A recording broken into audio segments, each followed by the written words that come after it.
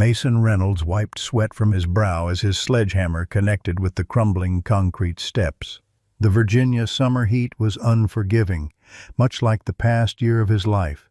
With each strike, decades of history cracked beneath his strength.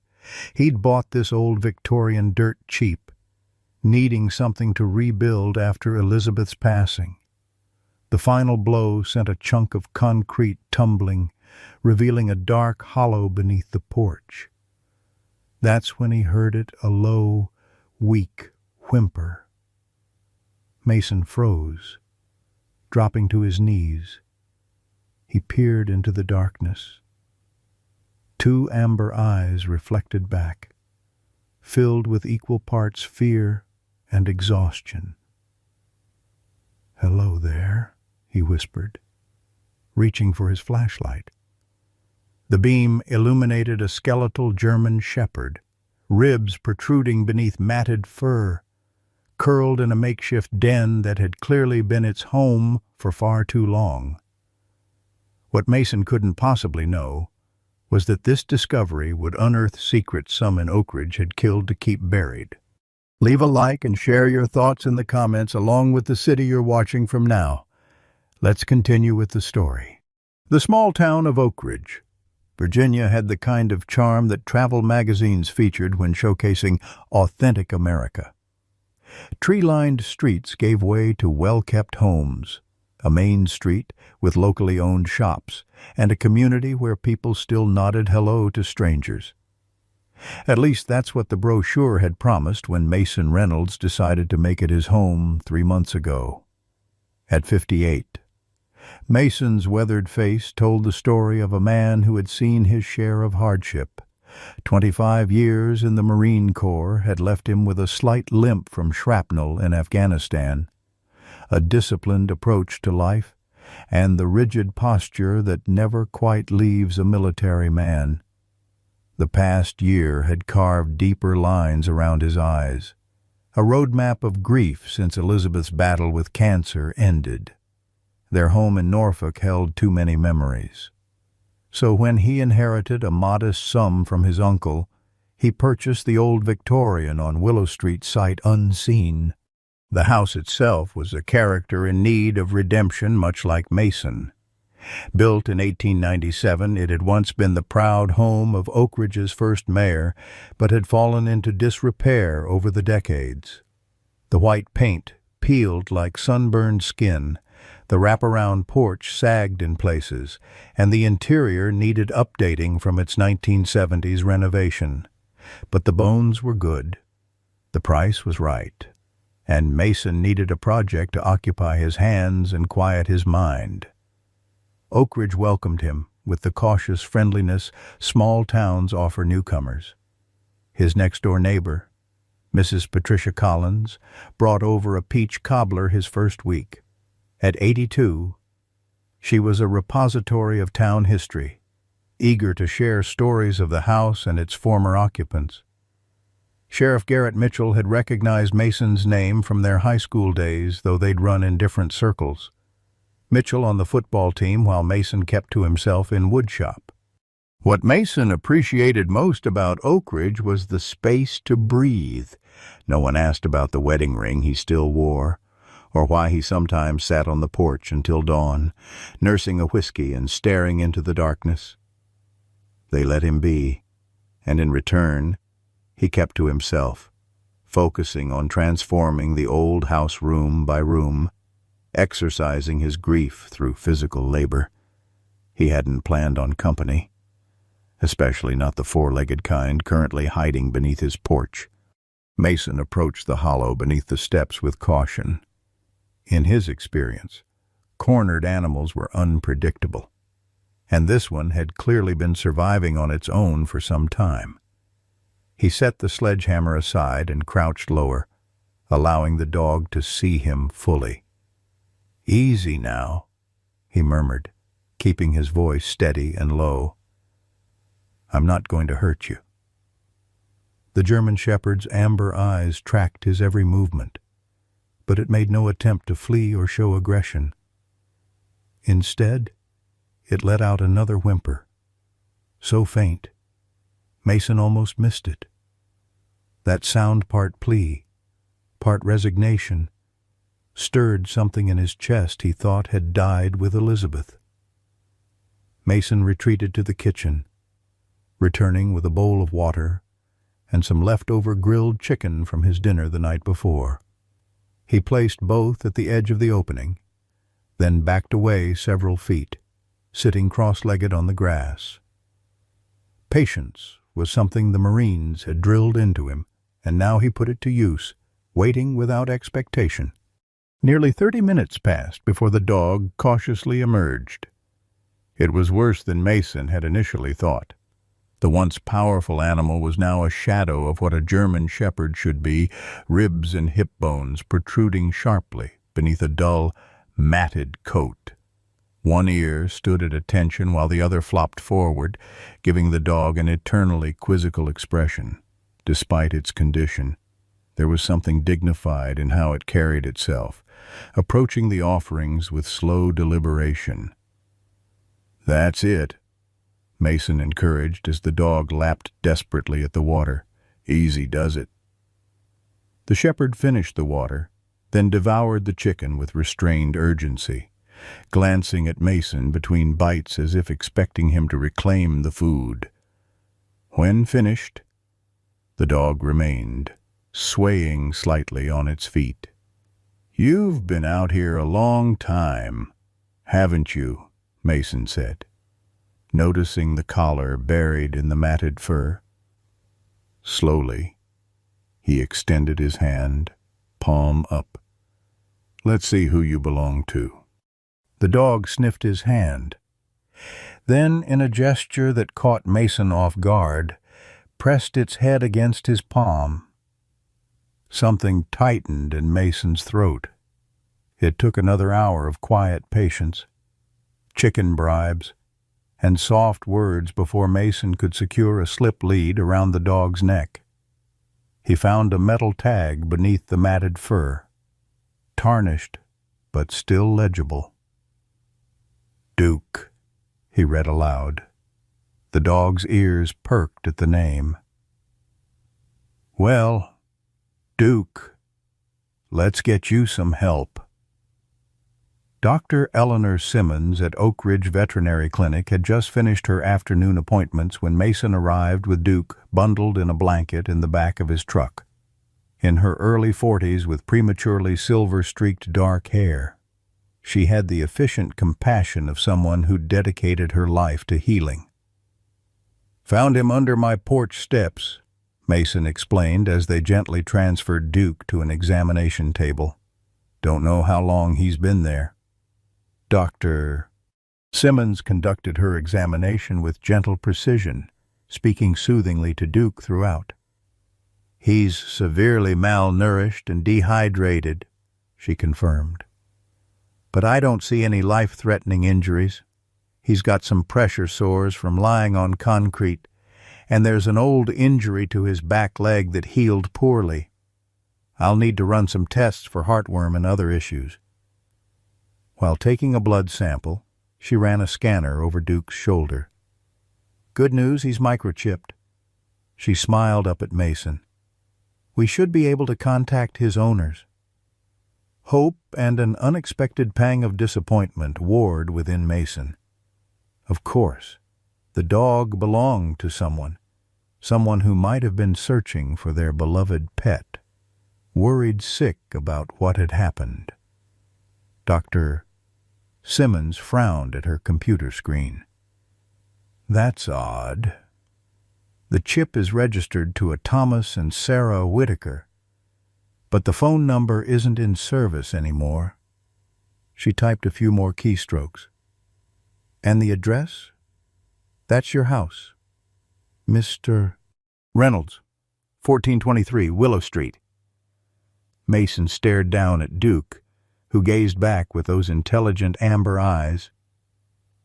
"The previous owners, I guess.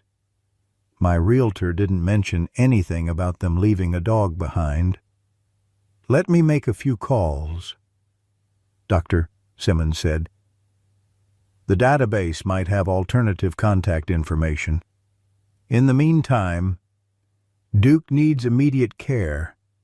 He's going to need IV fluids, nutrition support, and careful monitoring. I'd like to keep him overnight." Mason nodded, surprised by his reluctance to leave the dog. "What happens if you can't find the owners?" Dr. Simmons met his eyes with understanding. "Then we'll need to consider next steps, but let's cross that bridge when we come to it." As Mason turned to leave, Duke whined softly, without thinking. Mason returned to the table and gently stroked the dog's head. "I'll be back tomorrow," he promised. Not entirely sure why it mattered so much that this half-starved animal believed him, Mason returned to the veterinary clinic the following morning, carrying a cup of black coffee and the weight of a restless night. Dreams of Elizabeth had morphed into strange visions of amber eyes watching from shadows. He found Dr. Simmons reviewing charts at the front desk, her face brightening when she saw him. "Mr. Reynolds, good timing. Duke's doing much better this morning. The fluids have made a world of difference." She led Mason to a kennel area where Duke rested on a thick blanket. The dog's ears perked up immediately, and he attempted to stand when he saw Mason. "Easy, boy," Mason said, kneeling beside the kennel. Duke's tail thumped weakly against the blanket. "He seems to remember me." "German shepherds are incredibly intelligent," Dr. Simmons said, "and loyal to a fault." She paused, her expression turning serious. "I made those calls about the microchip registration. There's no updated information for the Whitakers. According to county records, they haven't owned your house for 3 years. Mason frowned. "My realtor mentioned the house had been vacant for a while before I bought it. Bank-owned, I think." "That makes this situation even more unusual," Dr. Simmons said, watching Duke lean into Mason's hand. "If Duke has been surviving on his own for anything close to that time, it's remarkable." Mason left the clinic an hour later with Duke, a bag of specialized food, medications, and instructions for gradually reintroducing normal nutrition. The dog moved slowly beside him, his movements stiff but determined as Mason helped him into the truck. Driving through town toward home, Mason noticed a middle-aged woman on the sidewalk freeze mid-step, staring at Duke in the passenger seat. Her hand flew to her mouth, and she quickly turned away, hurrying in the opposite direction. Mason frowned, checking his rear-view mirror as the woman glanced back once more before disappearing around a corner.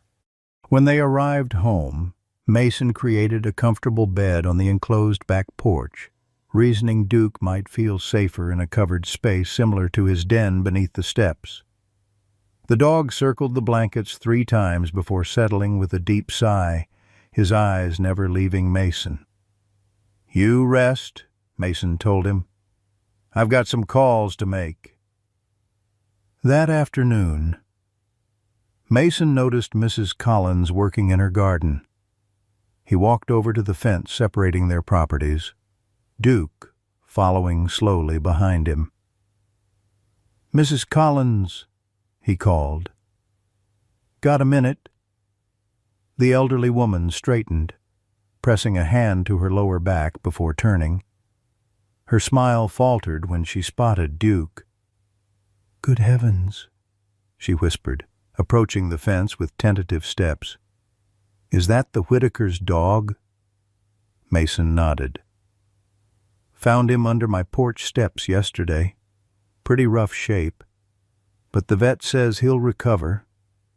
He paused, studying her reaction. "You knew the previous owners?" Patricia Collins reached a trembling hand toward Duke, who sniffed it politely. "Everyone knew the Whitakers. Lovely family. Thomas was an architect who worked from home. Sarah taught piano at the elementary school, and their daughter Emily was the sweetest child. Her voice cracked slightly. Such a tragedy. What happened to them? Mason asked, something cold settling in his stomach. Mrs. Collins glanced around as if checking who might overhear. Despite the empty street, they disappeared, just vanished one weekend. Thomas's car was still in the driveway, but they were gone. No sign of forced entry, nothing stolen. The police investigated for months, but she shook her head. Some folks said they'd just up and left, had secret debts or something, but I never believed that. Not with Emily's condition. Epilepsy, severe seizures since she was a toddler. That's why they got Duke here. She reached out again, this time making contact with Duke's head. He was specially trained a service dog for Emily. Could tell when a seizure was coming and alert her parents. Duke leaned into Mrs. Collins's touch, his tail wagging gently. The police searched everywhere, she continued. Sheriff Mitchell was out day and night for weeks. The FBI even came in, but eventually the case went cold. She sighed deeply. The bank foreclosed after about 6 months. No one's lived there until you came along. Mason looked down at Duke with new understanding. And all this time, he's been waiting for them to come home. Mrs. Collins nodded, wiping at her eyes. Neighbors tried to catch him after the family disappeared. Everyone saw him hanging around the property, but he wouldn't let anyone near him. Eventually, people stopped trying. She met Mason's eyes with sudden intensity. Some things in this town, Mr. Reynolds, some things are best left buried. Before Mason could ask what she meant, Mrs. Collins straightened and turned back toward her house. I should get inside. My shows are starting. That evening, as Mason sat on the back porch steps watching Duke nibble cautiously at his dinner, he couldn't shake Mrs. Collins' words or the woman's reaction in town. He pulled out his phone and searched Whitaker family disappearance, Oak Ridge, Virginia. The results showed several news articles from 3 years earlier. The headlines told a story of initial community shock, organized searches, and eventually the case fading from public attention. Mason clicked on the most detailed article, which included a family photo. Thomas Whitaker stood tall and smiling, his arm around a pretty woman with chestnut hair, Sarah. In front of them, a young girl of about 9 with the same hair as her mother beamed at the camera, her hand resting on Duke's head.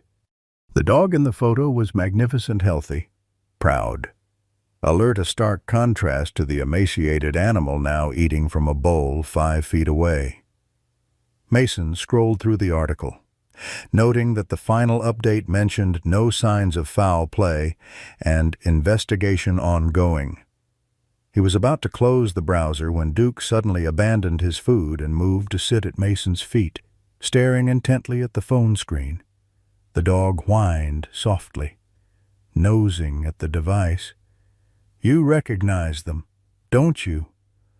Boy, Mason said quietly.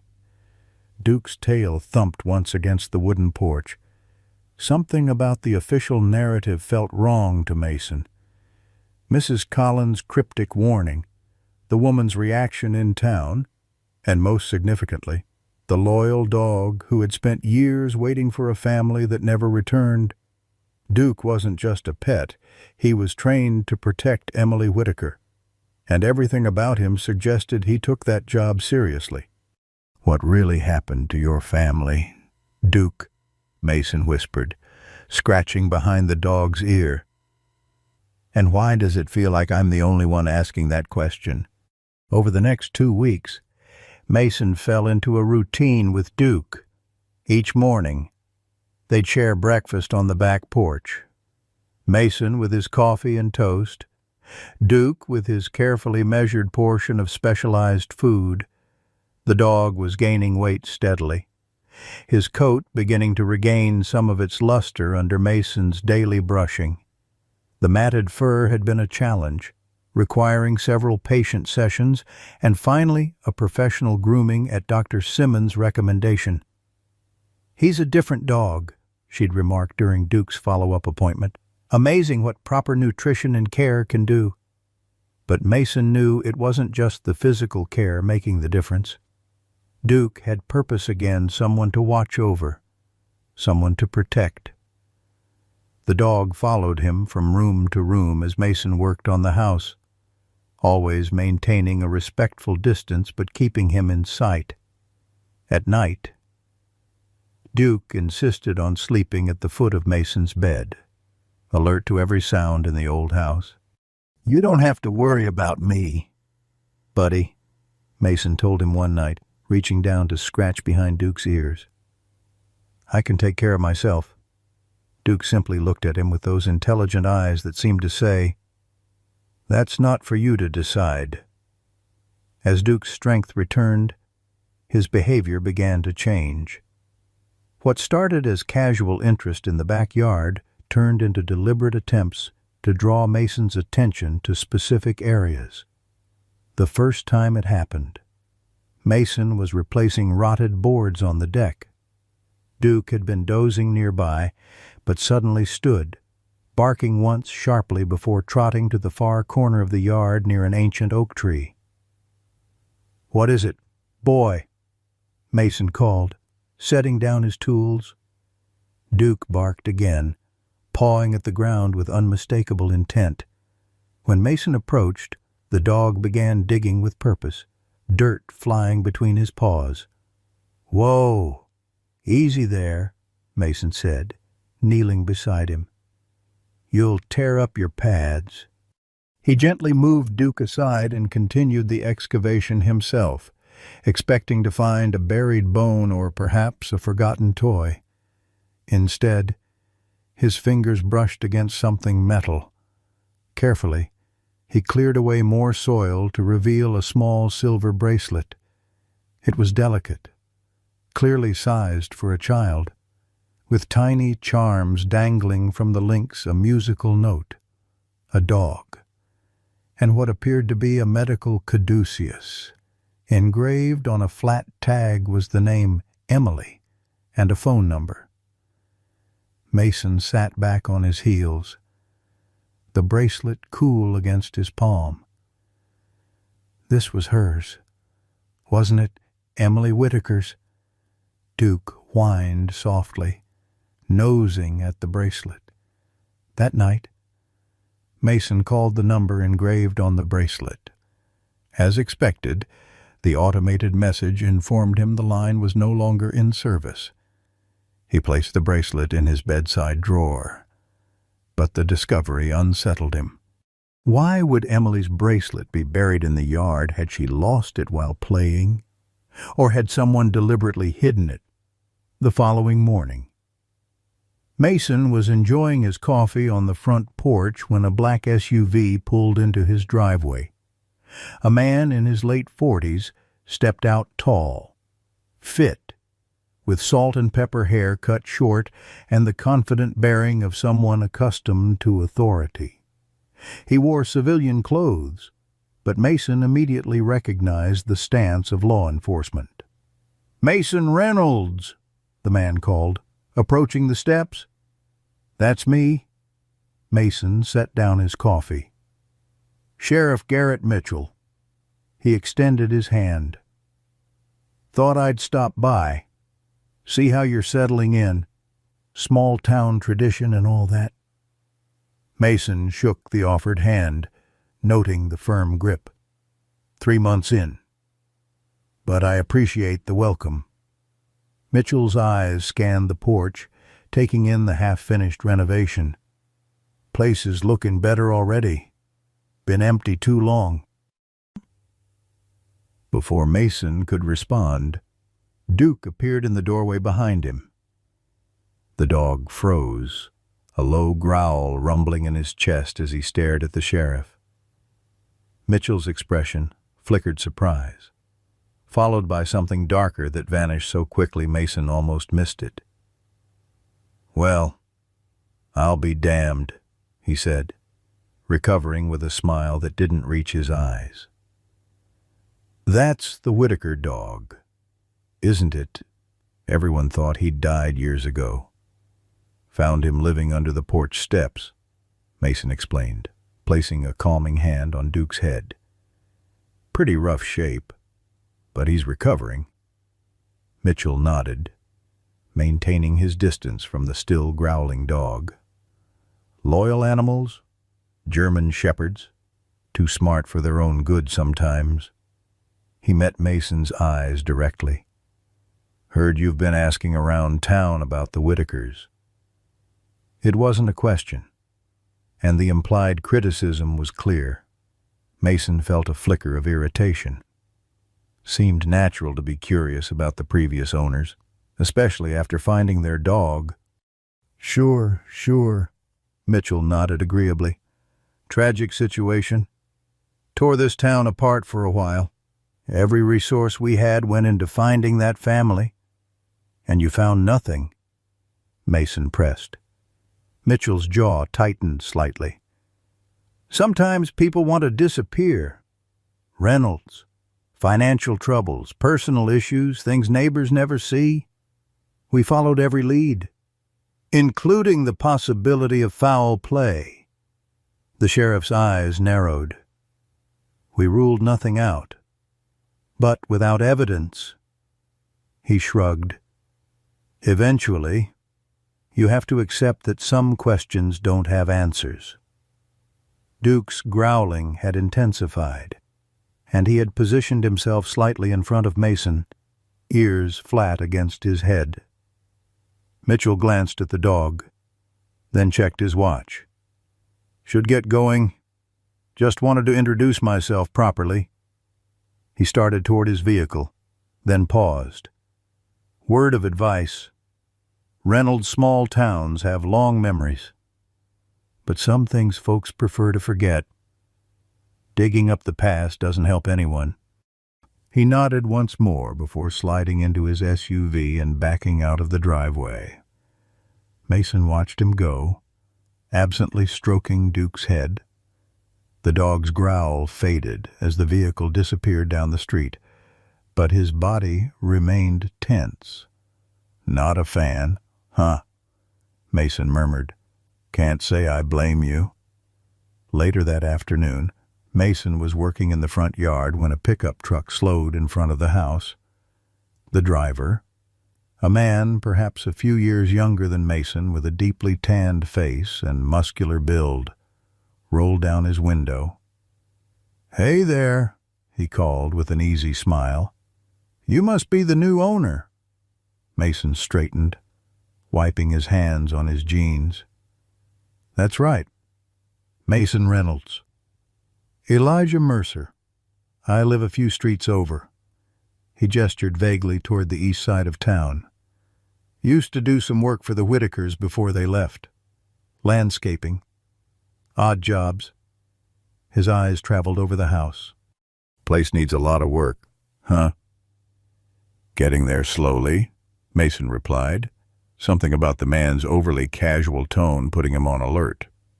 "Listen, I don't know what your plans are," Mercer continued, "but if you're ever thinking of selling, I'd be interested. Always liked this property." Mason raised an eyebrow. "Just bought it 3 months ago, not looking to sell." Of course. Mercer nodded quickly. "Just putting it out there. Market's hot right now." He drummed his fingers on the steering wheel. "Anyway, welcome to Oak Ridge. You need anything, ask around for Elijah. Everyone knows me." As Mercer drove away, Duke appeared at Mason's side, watching the truck recede with the same wary posture he'd shown toward Sheriff Mitchell. "You're quite the character reference, aren't you?" Mason said, rubbing the dog's ears. 2 for 2 on the disapproval scale. That evening, Mason called his realtor, Angela Phelps, a brisk, efficient woman from the next county over. "The Whitakers," she repeated when he asked about the previous owners. "I don't have much information beyond what was in the disclosure. Bank-owned property. Vacant for over 2 years before you purchased it." "But they disappeared," Mason pressed. "That didn't seem worth mentioning." Angela sighed. "Look, Mr. Reynolds, I'm required to disclose material facts about the property itself, structural issues, water damage, that sort of thing. The circumstances of the previous owners leaving doesn't fall under that requirement unless there was a death in the home, which there wasn't. So, a family of 3 vanishing without a trace didn't strike you as something a buyer might want to know. Honestly, I thought it might scare off potential buyers," she admitted.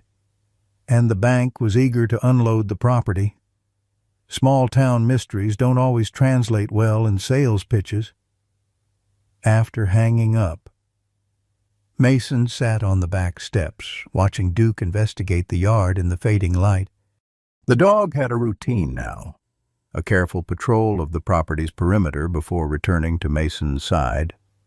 Tonight, however, Duke lingered at a spot near the old tool shed, barking insistently. "What now, Sherlock?" Mason called, walking over. Duke was pawing at the ground again. But this time, Mason's investigation revealed nothing but dirt and roots. Still, the dog's insistence was unmistakable. Something about this spot mattered to him. Over the next several days, Duke led Mason to 3 more locations around the property, a spot beneath the kitchen window, an area behind the garage, and most persistently, to a section of the basement wall that appeared to have been repaired more recently than the surrounding area. Mason examined the basement wall carefully, running his fingers over the newer concrete. "What am I missing?" "Duke," the dog whined, pressing his nose against the surface.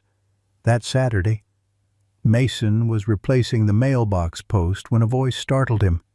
"He's looking much better."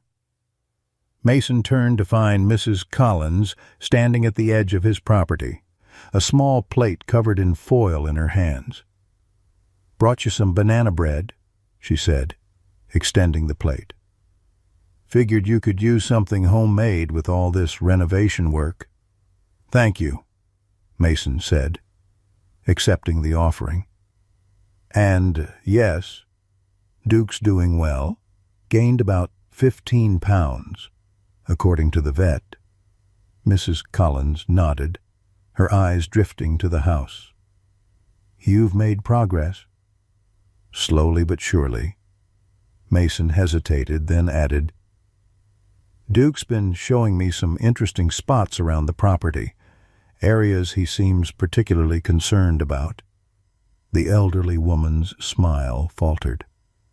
"Dogs remember things, Mr. Reynolds.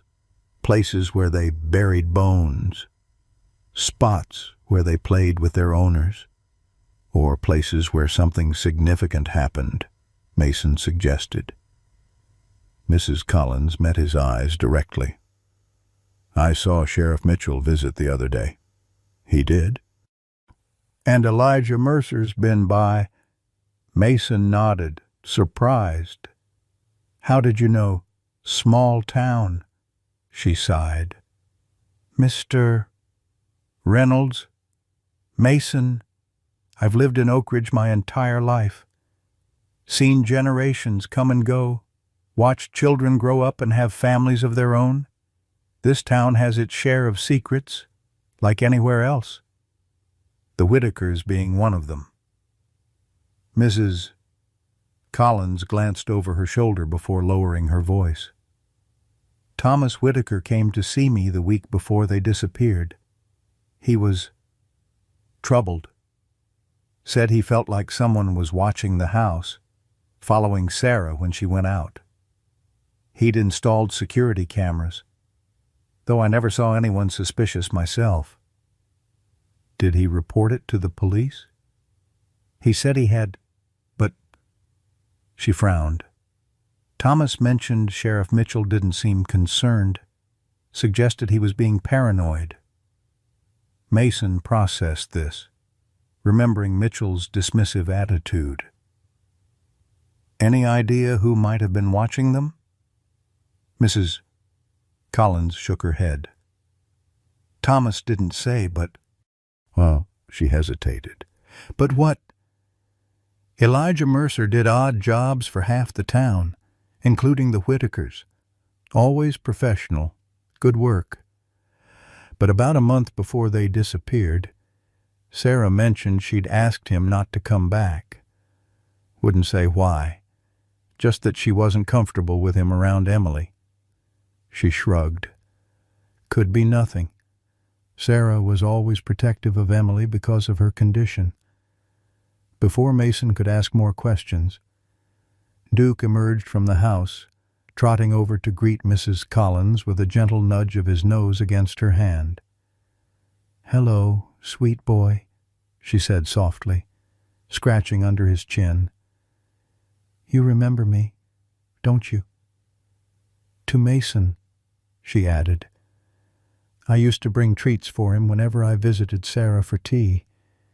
Emily would show me Duke's latest tricks. He could retrieve her medication, alert them before a seizure. Once, he even pressed their alarm button when Emily had a particularly bad episode and Sarah fell trying to help her." Mason watched the interaction, noticing how Duke's usual wariness was absent with Mrs. Collins.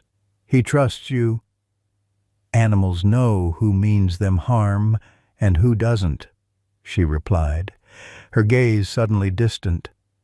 "People should trust their instincts more often." That night, Mason couldn't sleep. He kept replaying Mrs. Collins's words, Sheriff Mitchell's warning, and Mercer's unusual interest in the property. Outside, a summer storm rolled in, thunder rattling the old windows as rain pattered against the glass. Beside the bed, Duke was restless too, pacing back and forth before sitting up sharply, ears forward, listening intently. "What is it, boy?" Mason whispered, following the dog's gaze toward the bedroom door. Duke growled softly, the sound barely audible beneath a crack of thunder.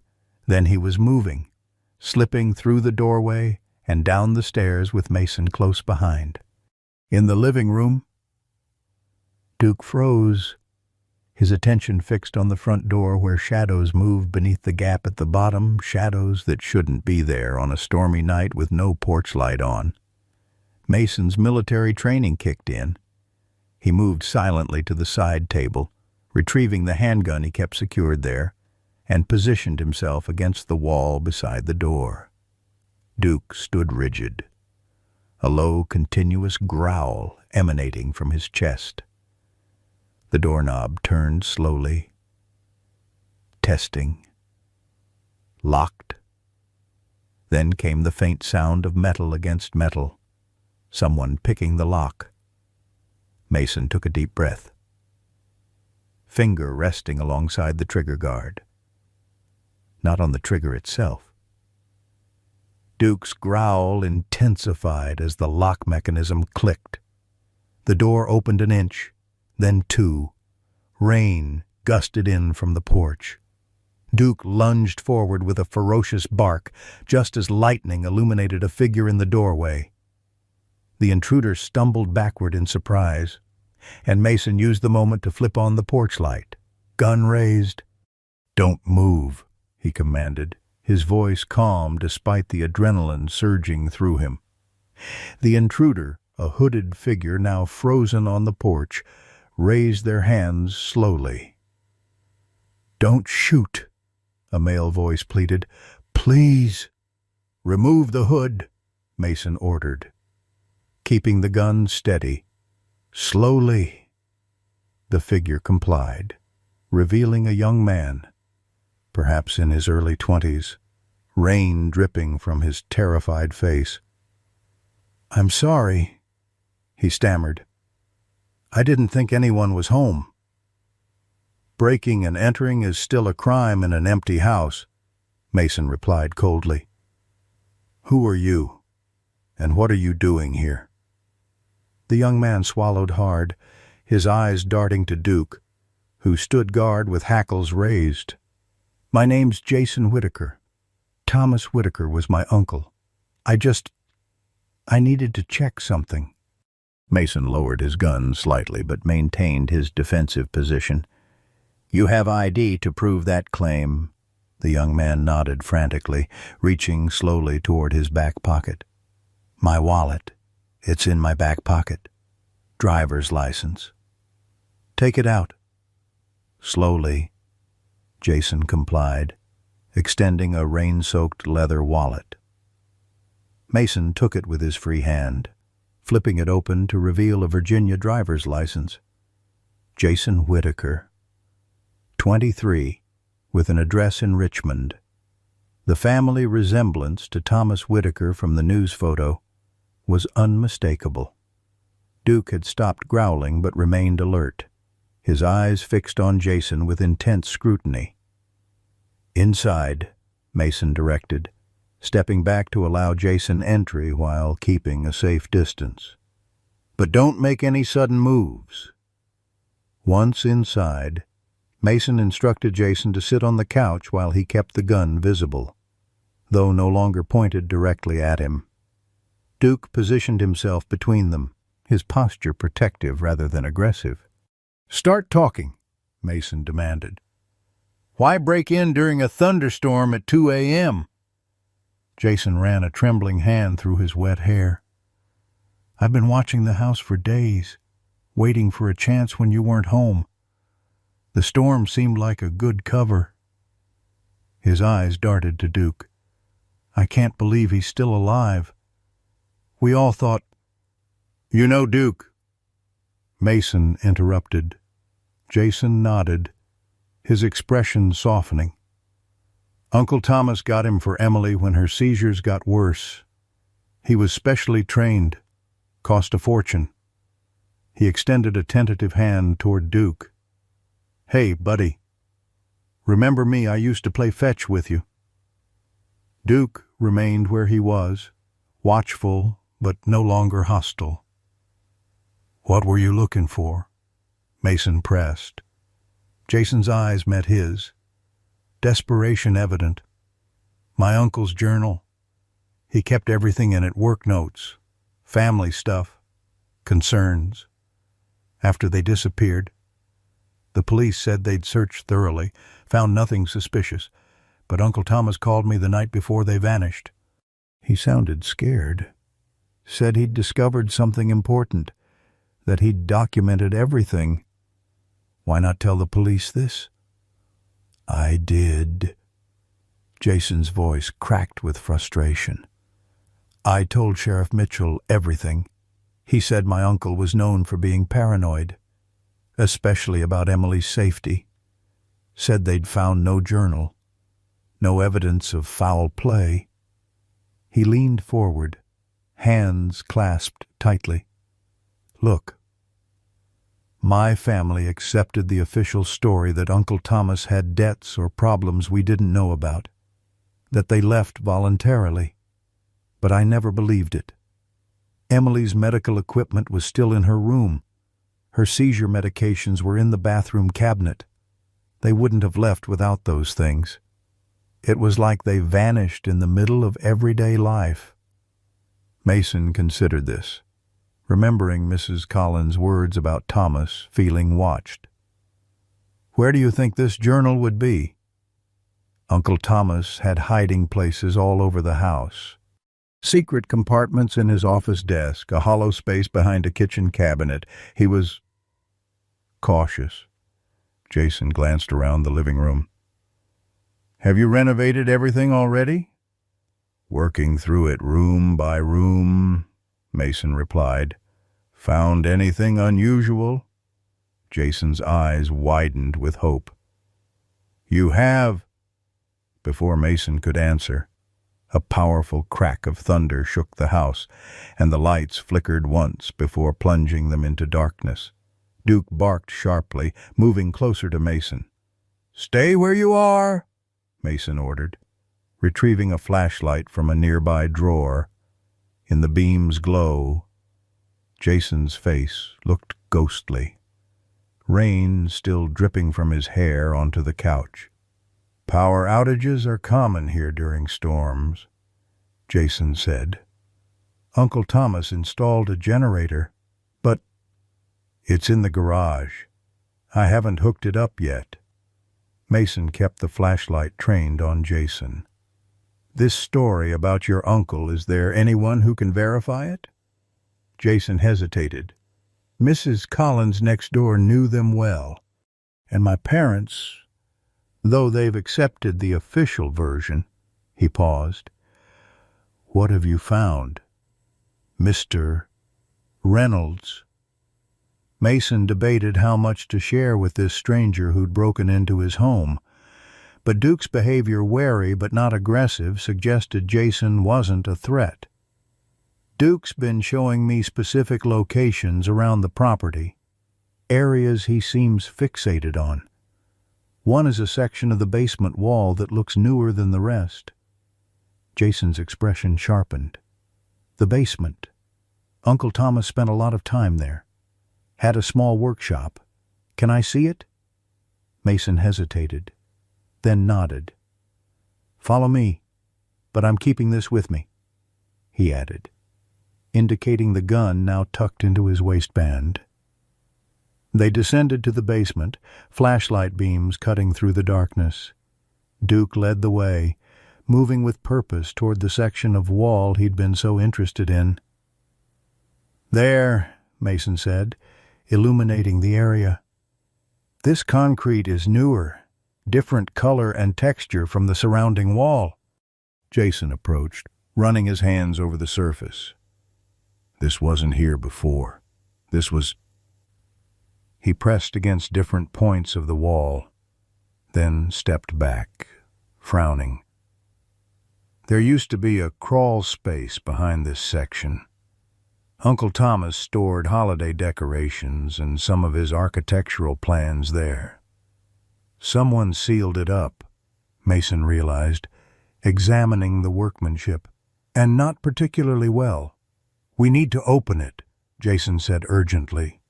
Mason nodded, retrieving a sledgehammer from his tools. "Stand back." It took several powerful strikes before the newer concrete began to crack. Mason worked methodically, breaking away chunks until a dark opening emerged. The flashlight beam revealed a small crawl space, about 4 feet high and extending several feet into the foundation. Duke whined anxiously, attempting to squeeze into the opening before Mason gently held him back. "Let me check first, buddy." Mason shined his light into the space, revealing cobwebs, dust, and several plastic storage containers pushed against the far wall. He crawled in carefully, pulling the nearest container toward him. Inside were Christmas decorations, exactly as Jason had described. "These are theirs," Jason confirmed, examining an ornament with Emily's name painted on it. "Family heirlooms. Some of them..." Mason moved deeper into the crawl space, his light falling on something partially hidden behind the last container, a small fireproof safe. "Jason, look at this."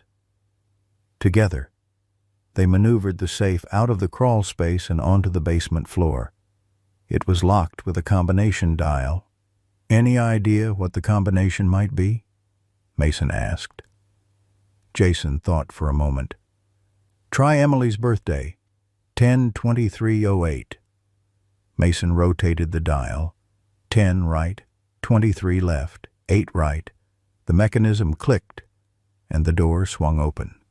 Inside lay a leather-bound journal, a USB drive, several envelopes of photographs, and a small voice recorder. Jason's hands trembled as he lifted the journal. This is it. Uncle Thomas's handwriting. He flipped through the pages, stopping near the end. The last entry is dated May 15th, 2022. They disappeared on May 16th. Mason picked up the voice recorder, pressing play. Thomas Whitaker's voice filled the basement, tense and hurried. Final update. E.M. has escalated from watching to direct contact. Approached Sarah at grocery store today. Made comments about Emily that could only be known through surveillance. Police still dismissive. Mitchell suggested Sarah misinterpreted friendly conversation. Installing additional security tonight, if anything happens. Jason, this is all the evidence. The USB has camera footage. Trust no one in Oak Ridge. The recording ended abruptly. Mason and Jason exchanged grim looks. E.M., Mason repeated. Elijah Mercer. Jason's face paled. The landscaper, he worked for them, but I never met him. Duke had begun pacing anxiously, his attention focused upstairs. A moment later, Mason heard what had alerted the dog, the crunch of tires on the gravel driveway. Someone's here, he whispered, quickly gathering the safe's contents into a backpack Jason had brought. Take this upstairs. Back door through the kitchen. Go to Mrs. Collins if you need help. What about you? I'll handle whoever it is. Go. Now. Jason hesitated only briefly before taking the backpack and hurrying upstairs, Duke following closely. Mason checked his gun, then made his way quietly up the basement stairs, through the front window. He could see a police cruiser in the driveway, its headlights cutting through the rain. Sheriff Mitchell emerged, raincoat pulled over his uniform as he approached the porch. Mason opened the door before Mitchell could knock. Sheriff? Little late for a social call. Mitchell's expression was unreadable in the flashlight's glow. Power's out all over town, checking on residents, especially in these older homes. Everything all right here? Reynolds. Fine. Thanks. Just about to go back to sleep. Mitchell's eyes traveled past Mason into the darkened house. Thought I saw multiple flashlights moving around in here. Just me checking circuit breakers, Mason replied smoothly. Appreciate the concern. The sheriff nodded slowly, rain dripping from his hat brim. Funny thing, got a call about a suspicious vehicle parked down the street. Blue Honda Civic, Richmond plates. You have visitors tonight? Mason maintained a neutral expression. Not that I'm aware of. Mind if I come in, take a look around just to be thorough? Actually, I do mind, Mason said firmly. It's late. I'm tired. And unless you have a warrant, I'd prefer to get back to bed. Mitchell's eyes hardened. You military types, always so concerned with procedure. He stepped closer. Listen carefully, Reynolds. This isn't your base, and I'm not one of your subordinates. This is my town. Things work differently here. Is that a threat, Sheriff? Mitchell smiled thinly. Just a friendly orientation to Oak Ridge customs. We look out for each other here, keep each other's secrets. He stepped back. Sleep well. I'll be following up on that suspicious vehicle. As Mitchell returned to his cruiser, Mason closed and locked the door, his mind racing. He found Jason and Duke in the kitchen. Jason white-faced with fear. "He's looking for me," Jason whispered.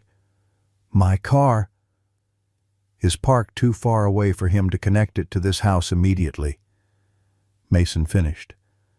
"But you can't go back to it tonight. You'll stay here."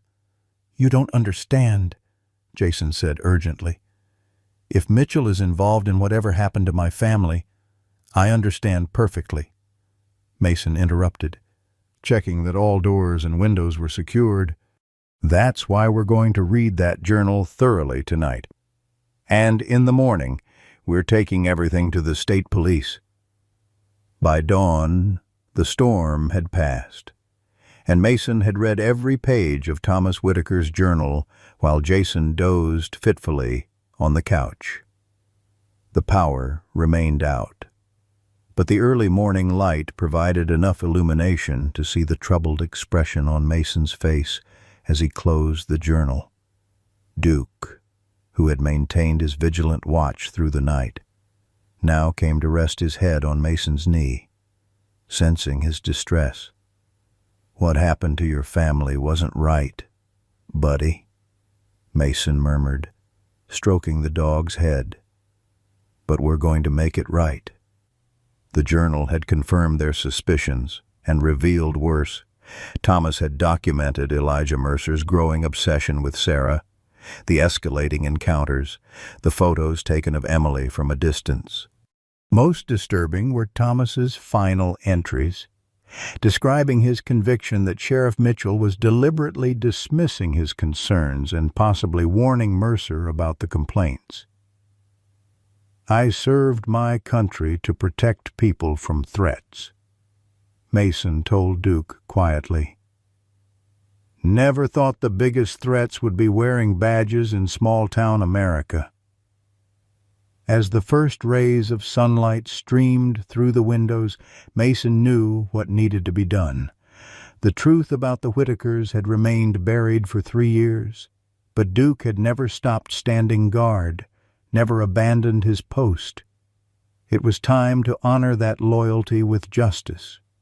Mason's plan was straightforward: drive Jason to the state police barracks in Charlottesville, 40 miles away, with Thomas Whitaker's evidence.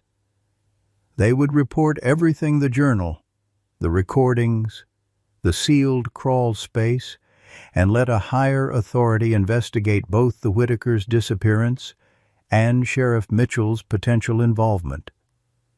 The morning light revealed a neighborhood recovering from the storm.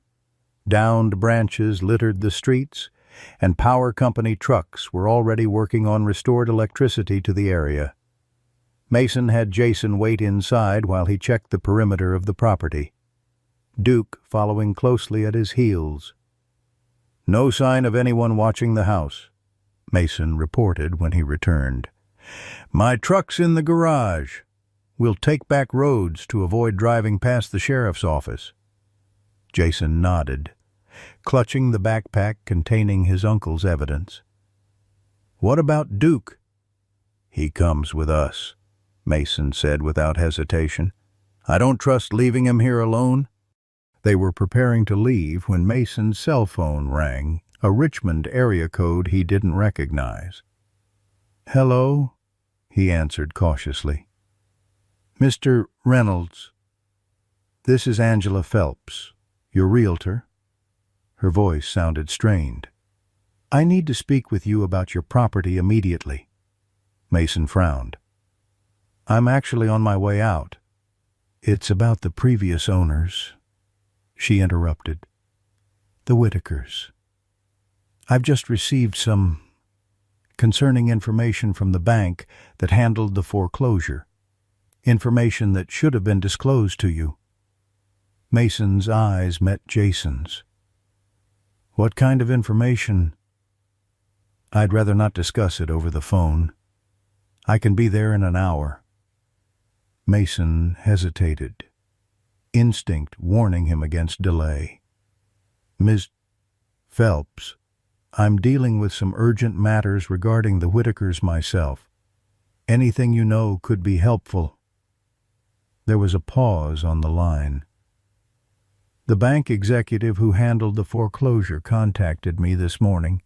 Apparently, Sheriff Mitchell called him yesterday, asking questions about the property and your purchase.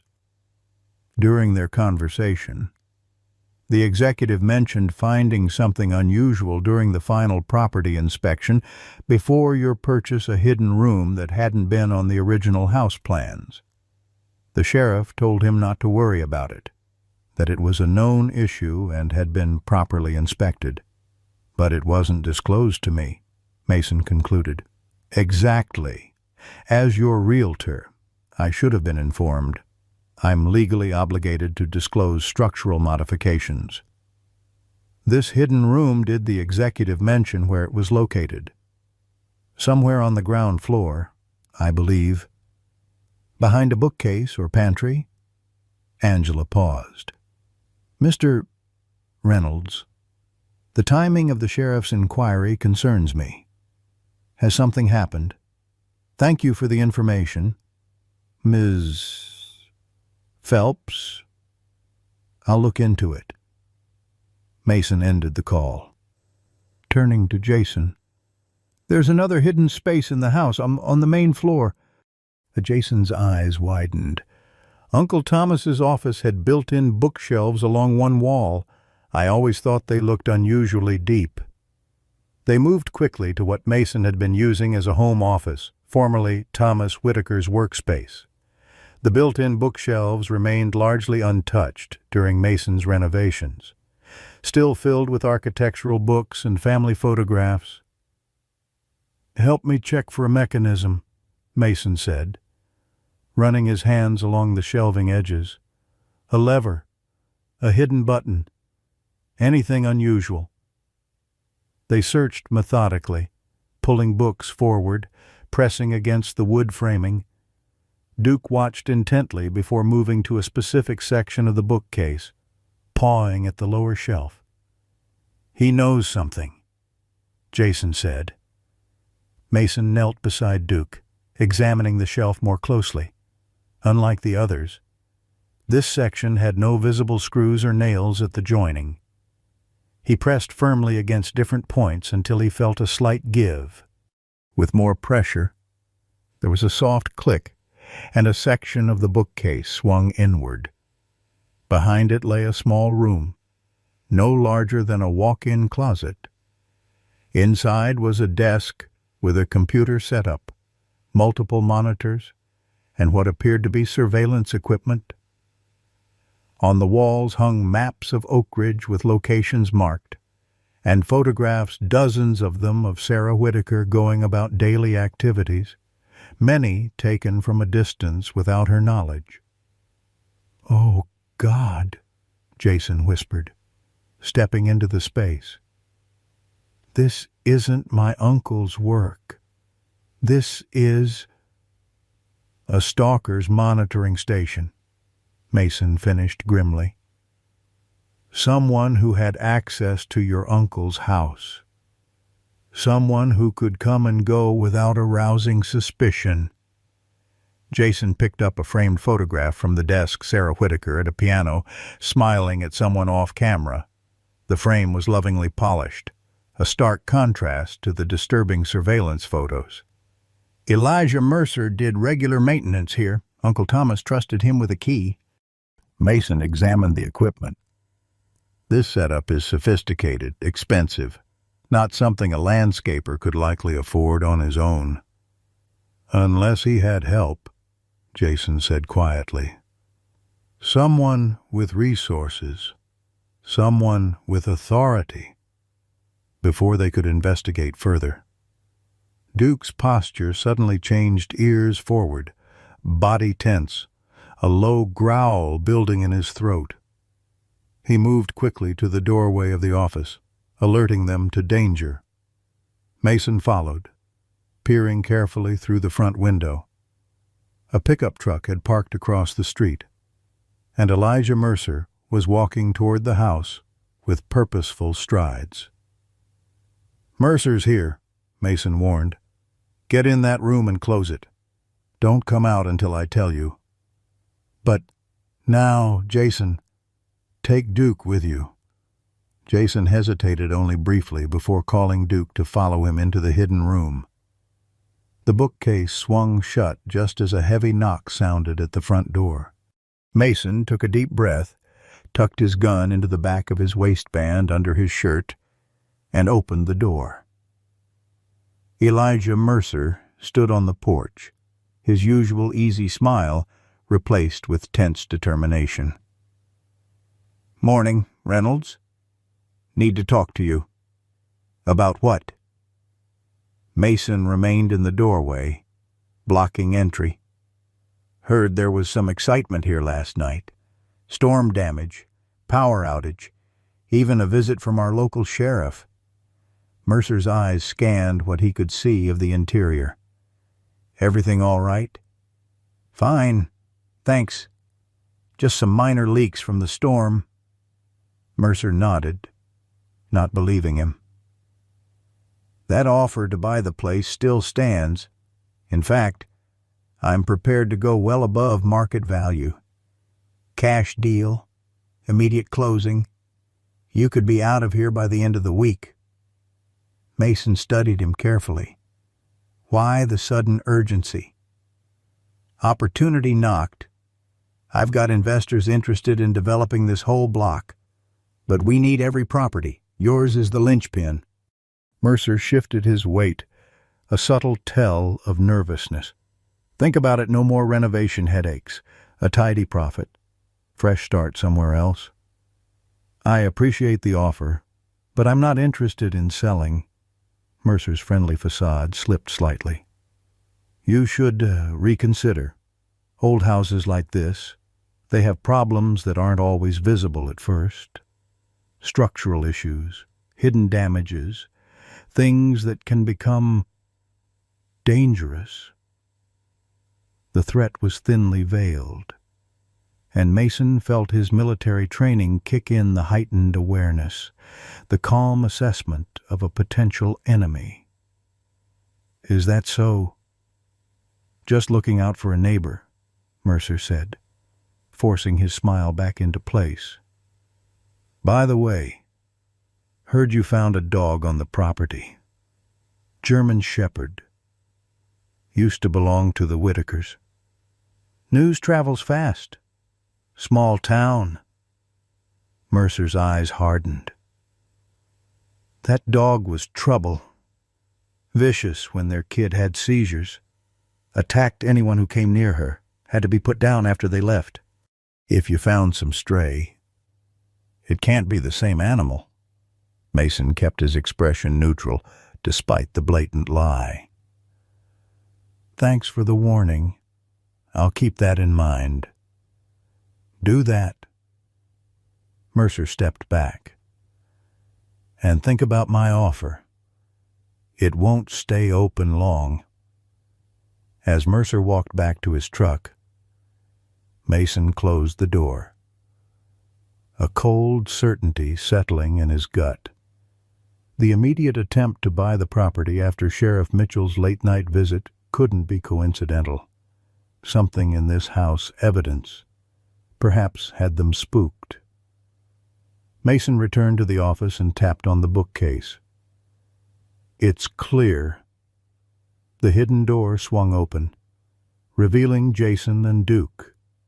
The dog emerged first, moving immediately to the window to watch Mercer's truck drive away. "He's lying about Duke," Jason said angrily. "He was the gentlest dog with Emily, only protective when needed. He never attacked anyone." Mason nodded, watching Duke's vigilant posture. "They're getting nervous. First Mitchell checking on us during the storm, now Mercer trying to buy the house immediately. We need to move fast." They gathered everything from both hidden spaces, the safe contents from the basement, the surveillance equipment and photos from the office room. As Mason loaded the evidence into his truck, Duke suddenly froze in the driveway, his attention fixed on something in the distance. Following the dog's gaze, Mason spotted a police cruiser moving slowly down the cross street, not stopping, but definitely monitoring.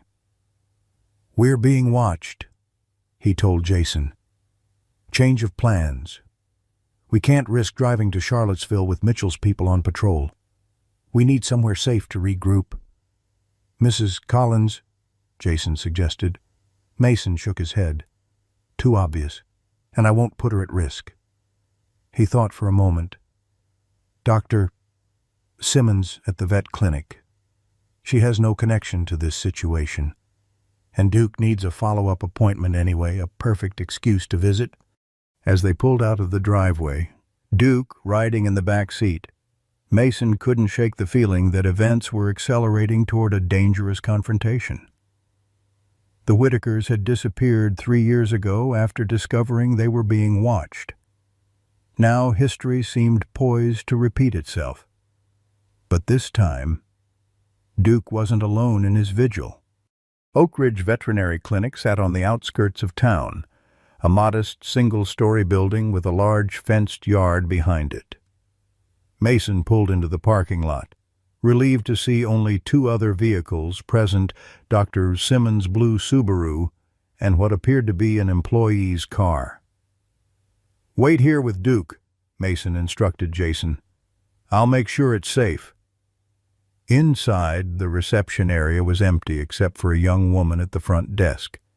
She looked up with a practiced smile. "Good morning. Do you have an appointment?" "Not officially," Mason admitted. "I was hoping Dr. Simmons could see Duke for a quick follow-up. It's somewhat urgent." "I'll check if she's available," the receptionist offered, disappearing through a door marked "Staff Only." A moment later, Dr. Simmons emerged, her expression brightening when she saw Mason. "Mr. Reynolds, is everything all right with Duke?" "Physically, he's doing great," Mason said quietly, glancing around to ensure they weren't overheard. "But I need your help with something unrelated to his health. Something confidential." Dr. Simmons studied his face, noting his serious expression. "Let's talk in my office." Once the door closed behind them, Mason explained the situation, finding Duke under the porch, discovering the Whitakers' disappearance, the hidden evidence, and the increasingly threatening behavior of Sheriff Mitchell and Elijah Mercer. "This is..." Dr. Simmons shook her head, stunned. "This is beyond anything I would have imagined. Sheriff Mitchell is a respected figure in Oak Ridge, which makes him dangerous if he's involved," Mason pointed out. "I need a safe place for Jason Whitaker and the evidence until we can contact state authorities." Dr. Simmons hesitated only briefly. "My house is about 15 minutes outside town, backing up to National Forest land. You can stay there while I finish my appointments. No one would think to look for you there." "I can't ask you to risk—" "You're not asking," she interrupted firmly. "I treated Duke when you found him. I saw his condition. If what you're saying is true, then I've been unwittingly complicit in allowing his family's disappearance to remain unsolved." She wrote her address on a prescription pad. "There's a key under the ceramic frog by the back door. Go there now. I'll join you when I finish here around 4. Mason thanked her, then returned to the truck where Jason waited anxiously with Duke. "We've got a safe house," he explained, starting the engine. "Dr. Simmons is helping us." They took a circuitous route to her address, checking frequently for any signs of being followed. Dr. Simmons's home was a rustic cabin-style house set back from the road, surrounded by tall pines and oaks that provided natural screening from view. Inside, they found a comfortable, lived-in space filled with books, plants, and framed veterinary diplomas. Duke immediately performed a thorough inspection of the unfamiliar territory, sniffing every corner before settling near a large window overlooking the backyard. "Let's review everything we have," Mason suggested, clearing space on the dining table. They spread out Thomas Whitaker's journal, the surveillance photos from the hidden room, and the USB drive containing what appeared to be security footage from the Whitaker home. Jason connected the drive to his laptop, and they began reviewing the files. "Look at this," Jason said, opening a folder labeled "Front Door, Final Week." The footage showed normal comings and goings for several days, until May 15, 2022, the day before the family disappeared. In the video, Elijah Mercer arrived at the front door around noon. Thomas Whitaker answered, clearly uncomfortable. Though there was no audio, the conversation appeared tense, with Thomas repeatedly shaking his head and finally pointing firmly away from the house. Mercer's body language shifted from pleading to angry before he finally left. Uncle Thomas was telling him not to come back, Jason interpreted. They continued through the footage, finding a more disturbing clip from later the same day.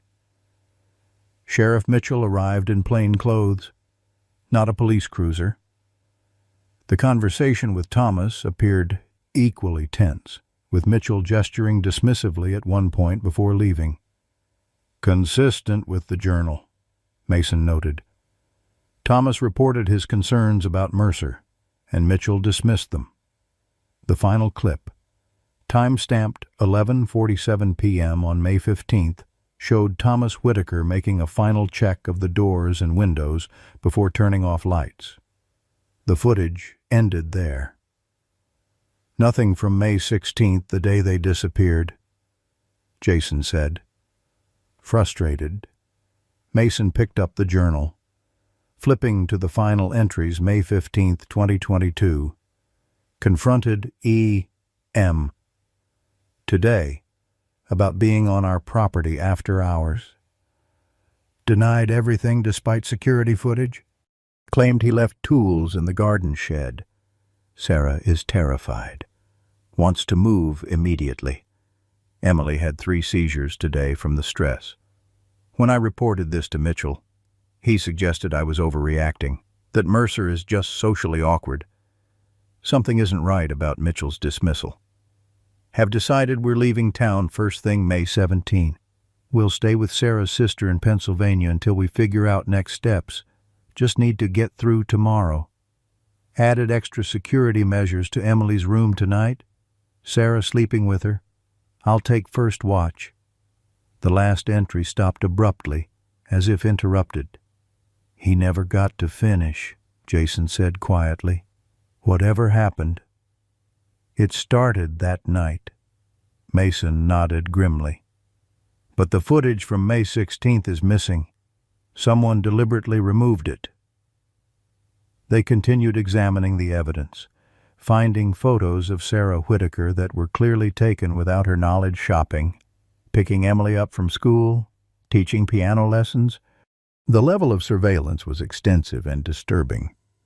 Elijah Mercer was obsessed with her, Mason concluded, and somehow he convinced Sheriff Mitchell to ignore the warning signs. Or Mitchell was involved from the beginning, Jason suggested. These surveillance setups aren't cheap. Maybe they were partners in whatever happened. Duke suddenly rose from his position by the window, ears alert, a low growl building in his throat. Mason moved quickly to the window, peering carefully through the blinds.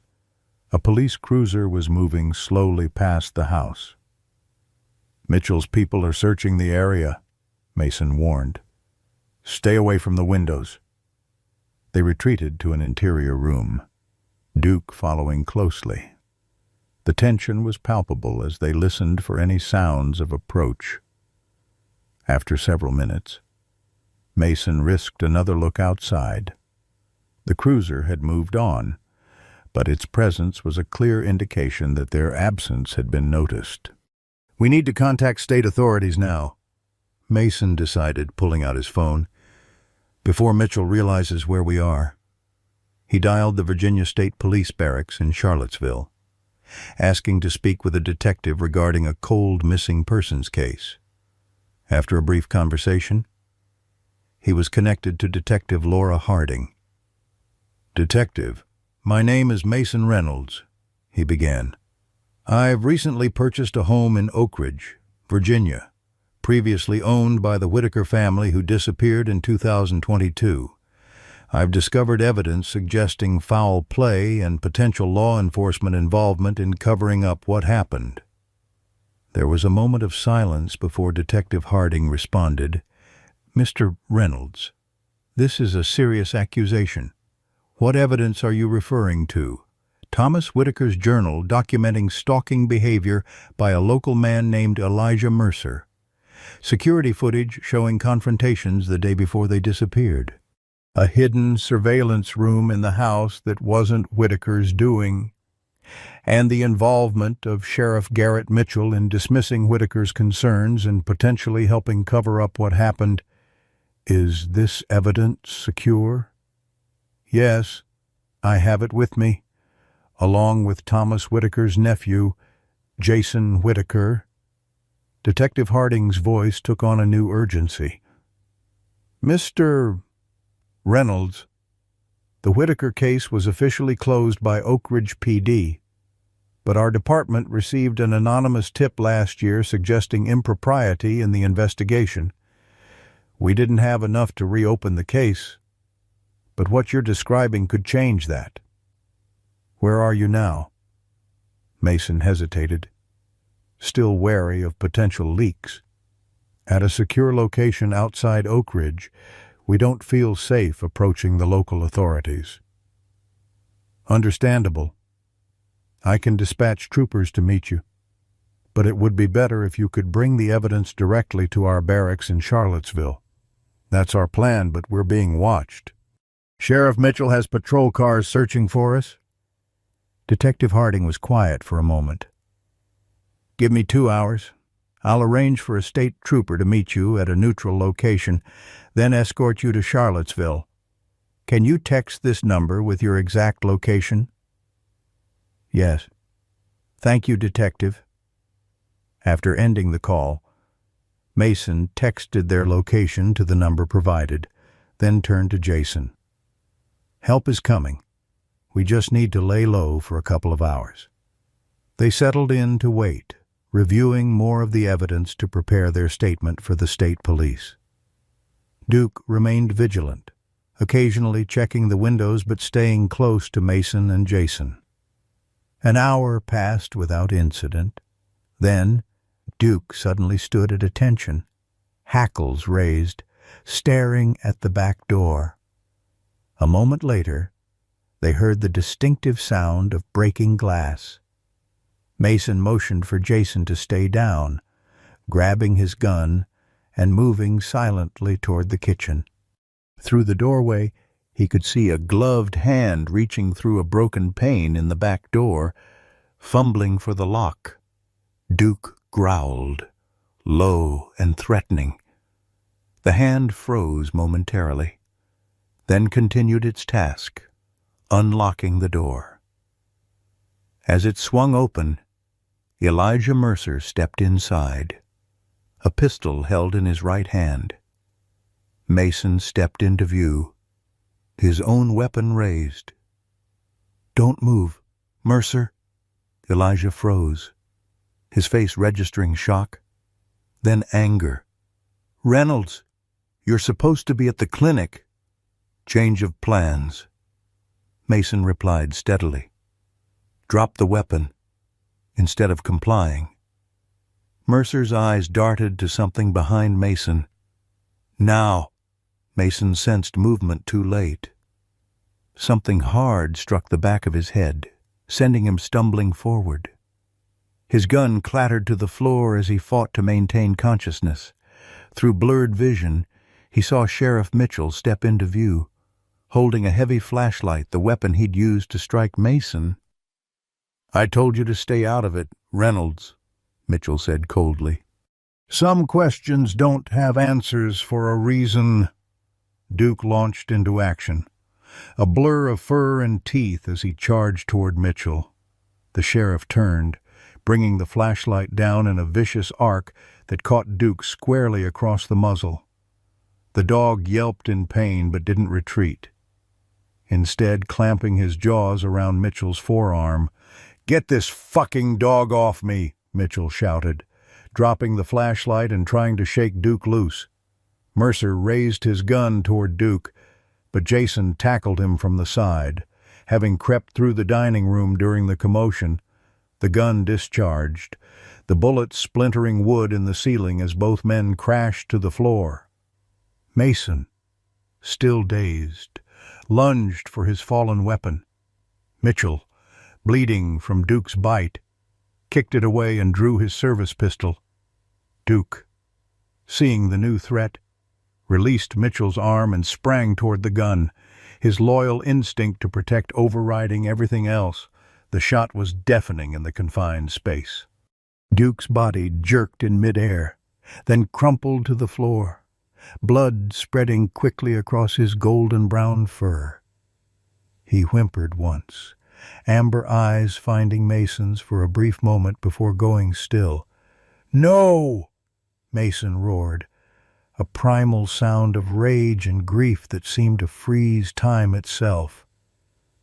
Mitchell turned his gun toward Mason, but before he could fire, the front door burst open. Dr. Simmons stood there, a shotgun in her hands, her face transformed by cold fury. "Drop it, Sheriff," she commanded, the shotgun unwavering. "Now." Mitchell hesitated, calculating his options. "I've already called the state police," she continued. "They're on their way. Drop the gun, or I swear to God I'll use this." Mitchell slowly lowered his weapon, placing it on the floor. Mercer, still struggling with Jason, saw his ally surrender and stopped fighting. Mason crawled to Duke's side, gathering the dog's limp body in his arms. "Stay with me, buddy," he pleaded, pressing his hand against the wound to staunch the bleeding. "Don't you dare give up now." Dr. Simmons kept the shotgun trained on Mitchell and Mercer while moving to Mason's side. With one hand, she checked Duke's pulse. "He's alive, but barely. We need to get him to the clinic immediately." "What about them?" Mason nodded toward Mitchell and Mercer. "The state police are really coming," Dr. Simmons assured him. "I heard gunshots from the road and called them before coming in." As if summoned by her words, sirens wailed in the distance, growing louder by the second. Mitchell's face hardened with the realization that his authority was about to be usurped. "This isn't over," he warned. "You're right about that," Mason replied, cradling Duke's bleeding body. "It's just beginning." The waiting room of Oak Ridge Veterinary Clinic had never felt so small to Mason as he paced the worn linoleum floor, his hands still stained with Duke's blood despite repeated washing. Jason sat slumped in a plastic chair, his face pale with shock and exhaustion. Outside, red and blue lights still pulsed from the state police vehicles that had arrived just minutes after Mitchell and Mercer were subdued. Detective Laura Harding had taken preliminary statements and secured the evidence, promising to return after Duke's condition was stabilized. "The dog is a material witness," she'd said with surprising gentleness. "But more importantly, he's a victim too. Take care of him first." The clinic door swung open, and Mason turned expectantly, hoping for news from Dr. Simmons. Instead, Mrs. Collins stepped in, her aged face lined with worry. She crossed directly to Mason, reaching for his bloodied hands without hesitation. "I heard what happened," she said softly. "The whole town's talking." "How is he?" Mason asked, not needing to specify who. Mrs. Collins squeezed his hands. "Eleanor, Dr. Simmons is the best veterinarian in 3 counties. If anyone can save him, she can." They settled into an uneasy silence, the clock on the wall marking minutes that stretched like hours. Jason eventually dozed in his chair, the adrenaline crash finally overwhelming him. Mason continued his vigil, unable to sit, unable to rest. "He saved my life," he told Mrs. Collins during his 20th circuit of the small waiting area. "Mitchell was going to shoot me, and Duke he didn't hesitate. He was protecting his person," Mrs. Collins replied simply, "just as he tried to protect Emily and her parents." Another hour passed before Dr. Simmons emerged from the surgical area, still wearing her blood-spattered gown. Mason held his breath, searching her face for any indication of Duke's fate. "He's alive," she said, and Mason felt his knees weaken with relief. The bullet missed his heart by centimeters, but caused significant damage to his left lung and shoulder. He's lost a lot of blood and is extremely weak. The next 24 hours will be critical. "Can I see him?" Mason asked. "Doctor?" Simmons nodded. Briefly. "He's heavily sedated. But animals sometimes sense when their people are near. It might help." She led Mason through to a recovery room where Duke lay on a padded table, connected to monitors and an IV. The once powerful German shepherd looked impossibly fragile, his breathing shallow and labored. Bandages covered much of his left shoulder and chest, spots of crimson seeping through the white gauze. Mason approached slowly, his throat tight with emotion. He gently placed his hand on Duke's head, careful not to disturb any of the equipment keeping him alive. "Hey, buddy," he whispered. "You did good. So good. Now you need to rest and get strong again." Duke's eyes remained closed, but as Mason spoke, one ear twitched slightly, and the monitor showed a small uptick in his heart rate. "He hears you," Dr. Simmons said softly. Mason continued his gentle stroking, memories flooding back, finding Duke beneath the porch steps. The dog's unwavering vigilance, his unfailing instinct to protect. "You've been standing guard for 3 years," he murmured. "It's our turn to watch over you now." When Mason returned to the waiting room, Detective Harding had arrived, her sharp eyes taking in his emotional state with understanding. "Mr.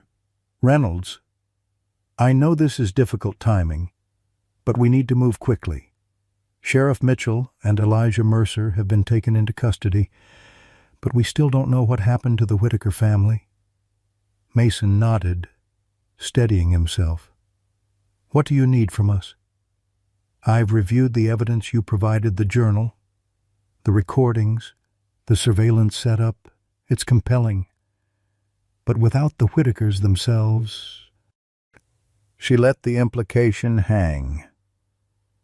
"You need bodies," Jason said flatly, now awake and alert.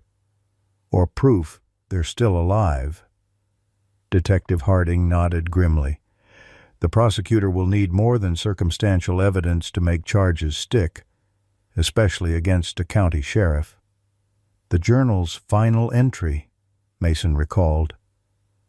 "Thomas Whitaker mentioned adding extra security to Emily's room the night before they disappeared. Did your team check the house thoroughly?" State police are executing a search warrant as we speak, Harding confirmed. But the house has been empty for 3 years. With at least one owner between the Whitakers and you, evidence may have been compromised. What about Mercer's property? Jason suggested. If he was obsessed with my aunt, if he took them? Detective Harding made a note. We're preparing warrants for his residence now. Anything specific we should look for? Mason thought for a moment. Duke kept leading me to specific spots around the property, including that hidden crawl space. He knew something was there. His training as a service dog for Emily might have included finding safe places or emergency supplies. Could he track by scent after all this time? Harding asked. In the right conditions, yes. Dr. Simmons interjected, having returned from checking on Duke. But in his current condition, he can't help with any search efforts. He's fighting for his life. The conversation was interrupted by a commotion outside raised voices, car doors slamming. Detective Harding moved to the window, then quickly stepped back, drawing her service weapon.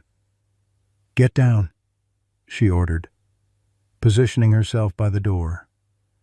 Mason pulled Jason and Mrs. Collins away from the windows, his military training kicking in as he assessed potential cover in the small waiting room. Dr. Simmons hurried back to protect her patient.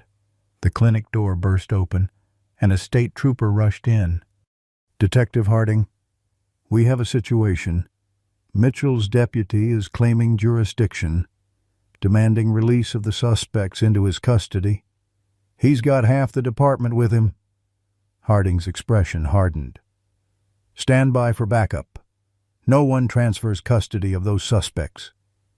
As the trooper rushed back out, Harding turned to Mason.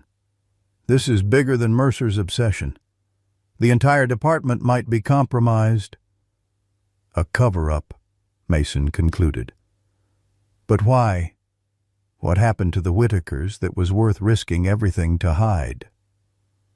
The answer came from an unexpected source. Mrs. Collins stepped forward, her voice trembling but determined. "I think I know.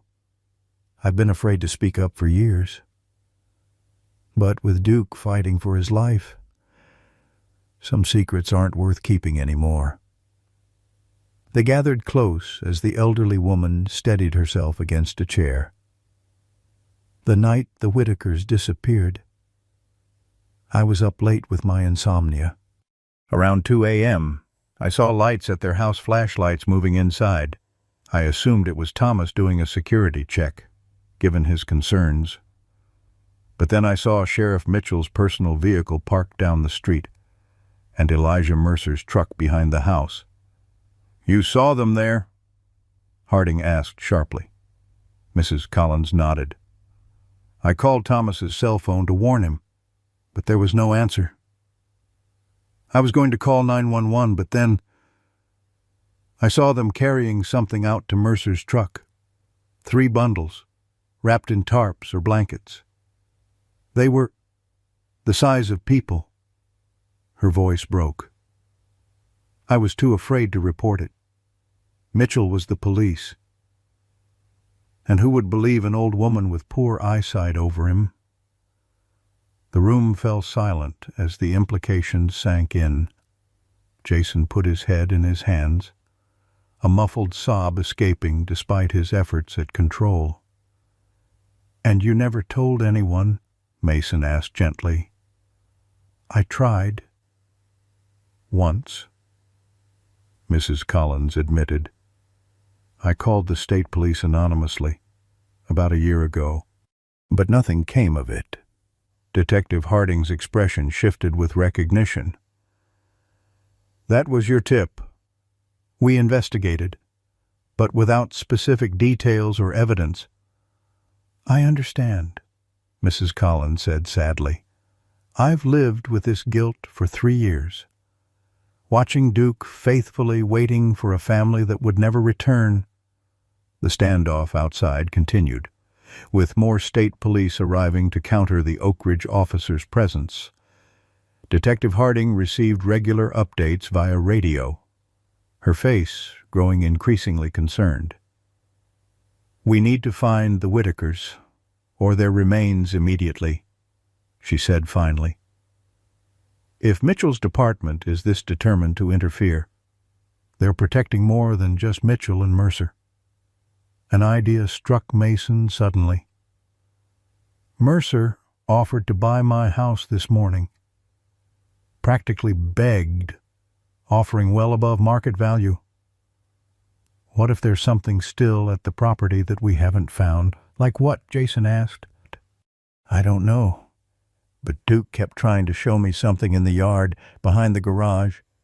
We found Emily's bracelet, but he remained fixated on that area even afterward." Detective Harding made a decision. "I'm going to redirect some of my team to your property. Mr. Reynolds, if there's anything there, we'll find it." As if summoned by their discussion of him. "Doctor." Simmons appeared in the doorway, her expression a complex mixture of concern and cautious hope.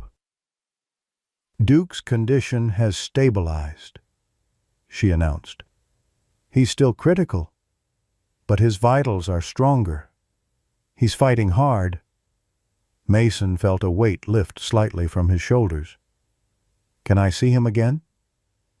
"Doctor." Simmons nodded, leading him back to the recovery area. Duke remained unconscious, but his breathing seemed less labored, the monitors showing stronger vital signs. "You're not done yet, are you?" Mason said softly, stroking Duke's head. "Still standing guard even now?" "Even." As Mason spoke, Duke's eyes fluttered open briefly, those intelligent amber eyes that had first connected with him beneath the porch steps. They held Mason's gaze for just a moment before closing again. But that fleeting contact carried a message clearer than words. Duke wasn't giving up. Outside, sirens wailed as more state police arrived, the standoff with Mitchell's department escalating. Inside, in the quiet recovery room, a different battle was being fought, one heartbeat at a time, one breath after another. Mason settled into a chair beside Duke's bed, prepared for a long vigil. "Rest, buddy," he whispered. "I'll be right here when you wake up. We're going to find your family one way or another. I promise." The first rays of dawn were just beginning to lighten the sky when Detective Harding burst into the recovery room, her face flushed with urgency. "Mason," she said, forgetting formalities in her excitement. "The team at your house found something behind the garage. Something buried." Mason rose, his heart pounding. "What is it?" "Not what," she replied, her eyes wide. "Who?" "They found a woman, bound and unconscious but alive. It's Sarah Whitaker. In our twilight years, we discover that loyalty is not just a virtue, it's salvation itself. Duke's story isn't just about a dog who waited. It's about the unyielding faith many of us have shown throughout our lives. How many of us have stood vigil beside hospital beds, waiting for loved ones to wake. How many have searched tirelessly for answers when others gave up hope. Duke's body was broken, but his spirit remained undefeated, just like so many of us who've weathered life's storms. When Mason found Duke beneath those crumbling steps, he wasn't just rescuing a dog, he was honoring the sacred covenant between the faithful and the lost. This resonates deeply with those of us who've known the ache of uncertainty, the pain of unanswered prayers, and the courage required to keep standing when it seems futile. Duke never abandoned his post, even when abandoned himself, in our community. We understand this devotion because we've lived it through marriage